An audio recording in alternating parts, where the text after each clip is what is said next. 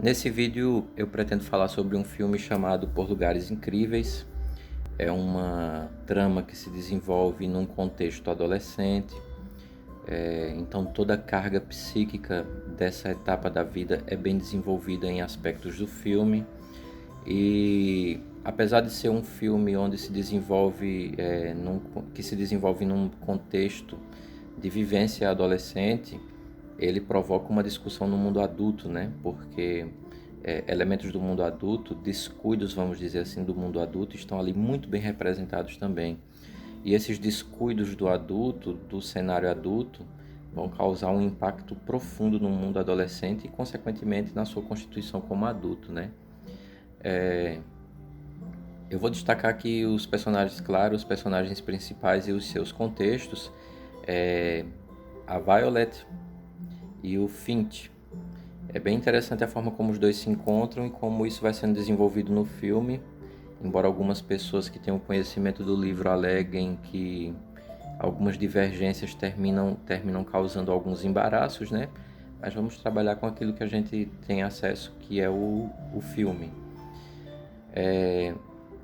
Ele a encontra numa ponte, se preparando possivelmente para saltar, é o que dá a entender no enredo, e ele a convence a sair dali. E depois eles começam a descobrir outras coisas sobre eles, por exemplo, que estudam na mesma escola e vão fazer aí ele, o Finch, propõe que ela faça o trabalho junto com ele, trabalho de escola junto com ele. Mas assim, é importante que a gente destaque que essa ponte de onde ela está planejando saltar é uma ponte onde em um acidente ela perdeu a irmã. Então isso nos dá um tema muito importante para que a gente possa desenvolver uma compreensão dessa personagem e das implicações dela para o restante da história.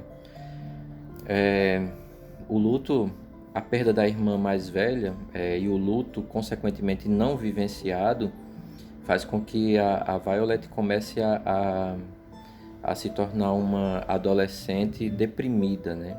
Ela começa a se isolar, começa a se distanciar de algumas atividades que antes eram muito importantes, inclusive dentro da própria família, enquanto a gente percebe um esforço da família de dar uma assistência pela presença a ela, a gente percebe um distanciamento dela, uma recusa, um tipo de resistência.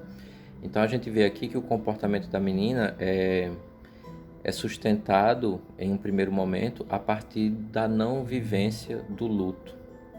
É uma perda que não foi devidamente elaborada, a perda da irmã mais velha.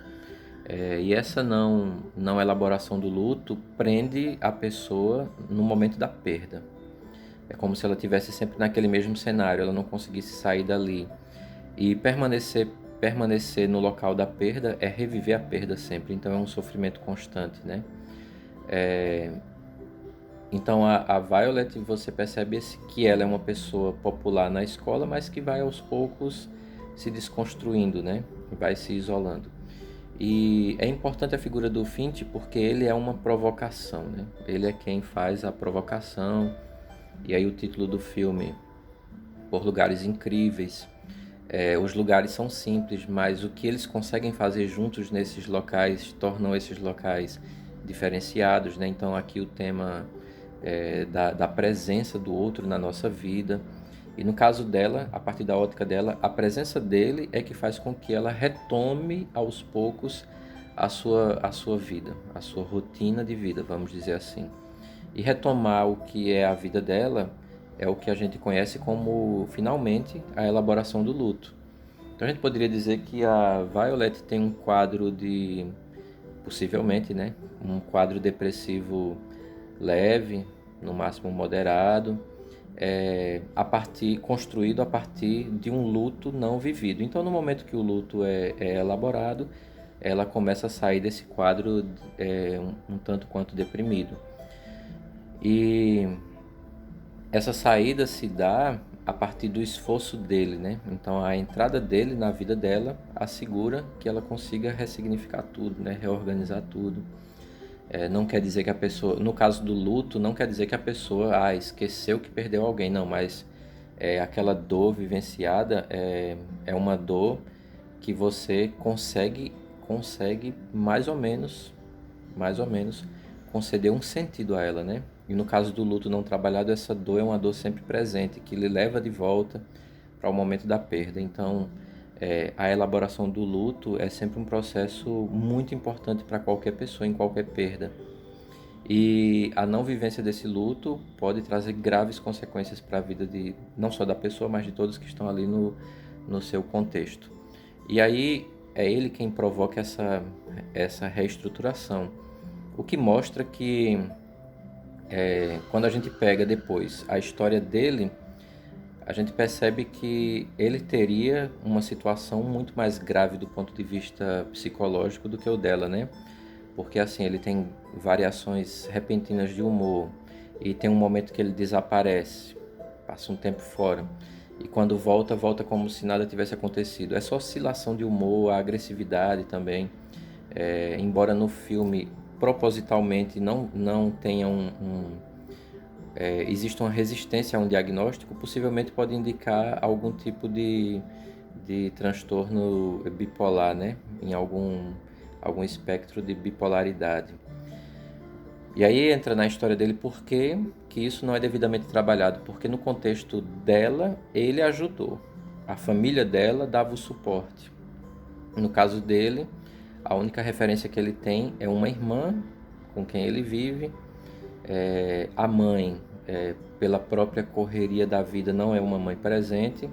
E as lembranças que ele tem do pai é de um pai violento. Então veja que é uma estrutura familiar totalmente desequilibrada, né? E além disso, tem a própria estrutura de escola, onde ele é chamado de aberração. Então veja que vai se construindo aqui, em relação a ele, uma imagem muito negativa de um possível diagnóstico psicológico, né? Psiquiátrico. Então perceba que são nuances desse personagem que mostra a nossa dificuldade de interação com algumas questões mais profundas, né? O preconceito que se tem quando alguém diz que tem um diagnóstico psiquiátrico. Veja, isso é muito explorado no filme. Enquanto ela tem vários recursos de apoio, ele é quem precisa identificar por conta dele quando é que ele não está tão bem e tentar achar uma saída, né? E tem um ponto que é o seguinte: quando ela elabora o luto, finalmente, por ajuda dele, ela começa a viver a sua vida de uma maneira mais leve, né? Mais coerente com a realidade possível, né? Tanto é que ela reconhece que isso é um direito, né? A pessoa tem que ter essa vida mais coerente com a sua realidade. Mas tem um diálogo dos dois onde ela não consegue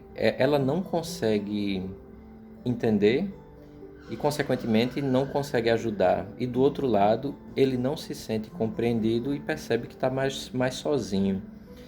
E é aí que tem um desfecho da história, né? Quando ele termina se afastando de todo mundo, se distancia, some, e ela lembra de um local onde foi com ele, e lá se constata que ele comete suicídio, né?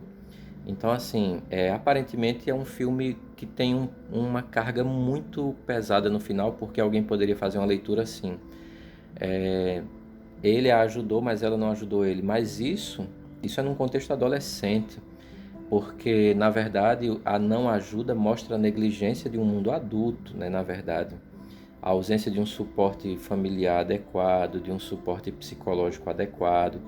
Então, o filme é bem interessante e pertinente, porque nos coloca diante do desafio do mundo adolescente e de como muitas vezes o mundo adulto se cega ao desafio desse mundo adolescente, né? Então é um filme que, embora o final seja um final contestador e bem complexo, ele escancara as dificuldades que nós temos de construir uma relação mais aberta e saudável em relação à saúde mental, né?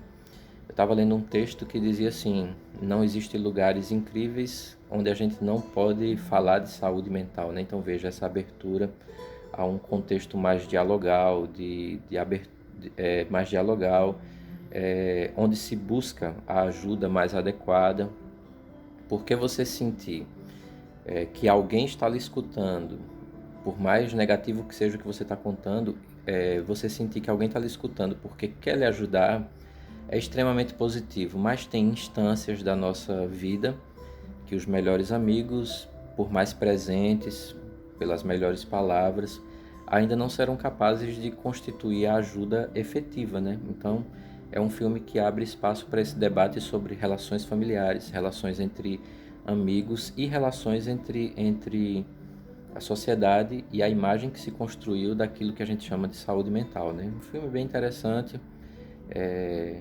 então é uma indicação e essas são as minhas possibilidades de leitura, né? Então, um abraço.